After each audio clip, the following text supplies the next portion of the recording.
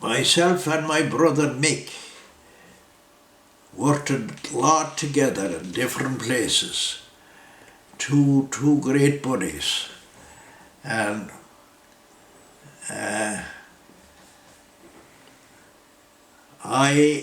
after the war, the man that kept us on the farm all the time, he come and told us, he said, fellas, I won't need your help. Well, anyone that wants to stay, he said, it's okay. But all my troops are coming back and I have to employ them on the farm. And that's why I'm telling you guys, anybody now that volunteers to go to London or go where to get jobs, well, we all start to scatter everywhere. So I went back to Coventry again, and the war was over then, and they were building prefabbed houses for the military that was coming back, returning soldiers, and they still had prisoners there. That was 1948.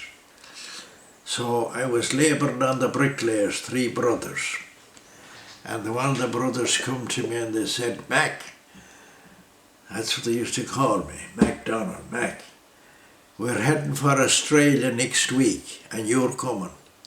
No, I says, why? We're getting a free pass there to Australia. Contract building. You're coming. No. Why?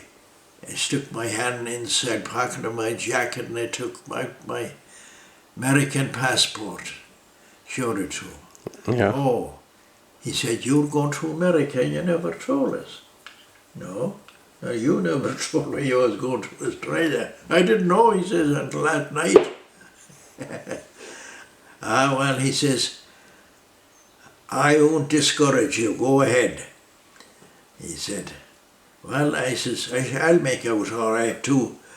I have a brother in the fire department and one in the police.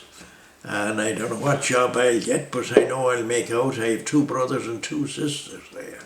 Oh, you'll be all right, go ahead. Well, the 3 brothers went to Australia, and their names was Mannion. They went to Australia, and I always keep inquiring the guys that comes visiting from Australia if they ever crossed them. But I don't know, they were older and younger than me. The 2 brothers was builders, was older, and the other one was younger. But I says, I suppose they're dead now. But I headed for America in 1948. My brother Bill was the one in the old homestead. And the job I was in Coventry, I got a 2 weeks vacation from it. And I headed for Ireland to say goodbye to my parents. They were living at the time. Well, anyhow, I was a week, of the 2 weeks I spent in Ireland. But anyhow, I went to the bog with my brother Bill. He was the youngest, the Lord of mercy. He come from England, took the old farm over. But anyhow, I was in the bog, cut the turf right where the airport is.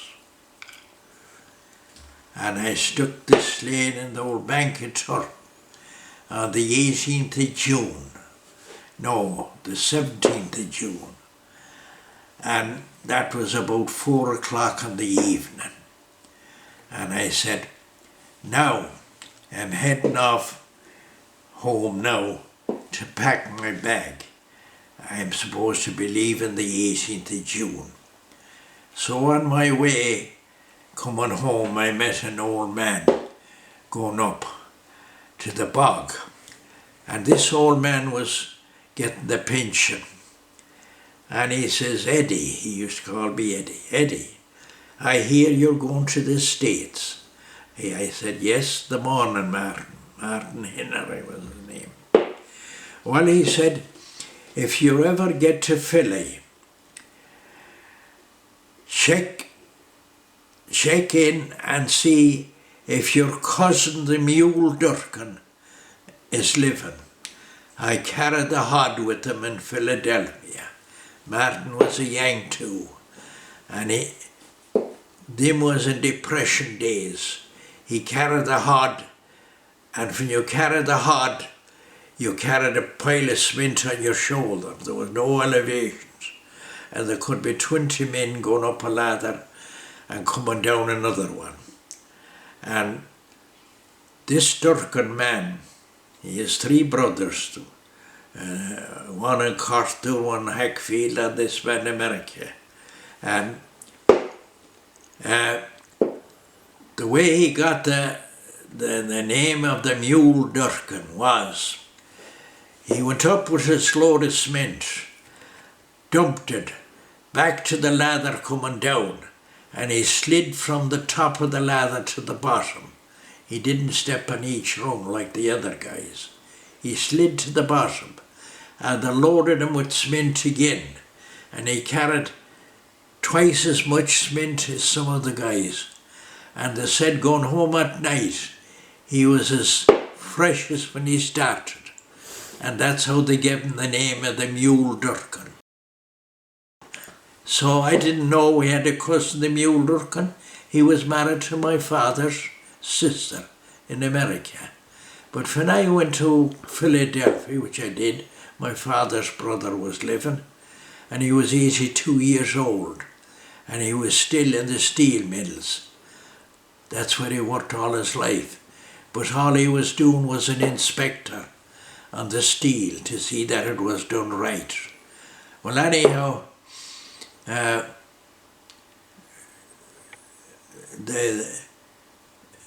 when I come home, then I knew about the Mule Durkan, and I knew about the 3 brothers that was the Durkans. So Joycey was back in Ireland, married to Tommy Sweeney, when I pointed out the 2 Durkan boys from Cartown.